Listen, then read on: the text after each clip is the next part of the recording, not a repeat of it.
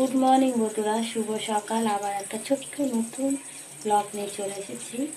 তো আমি রোজ ভিডিও দিয়ে উঠতে পারছি না, কেন এতটাই ঠান্ডা পড়েছে আর আমার শরীরও খুব খারাপ যাচ্ছে, মানে সর্দি জ্বর।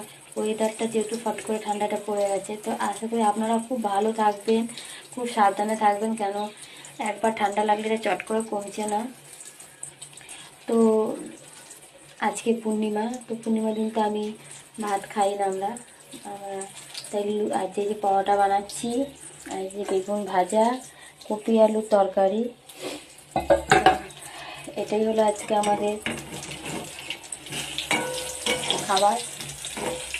তো আপনারা খুব ভালো থাকবেন, সুস্থ থাকবেন আর খুব সাবধানে থাকবেন, এই ঠান্ডাটা একবার লাগলে আর চলছে না। তো শুভ সকাল সবাইকে।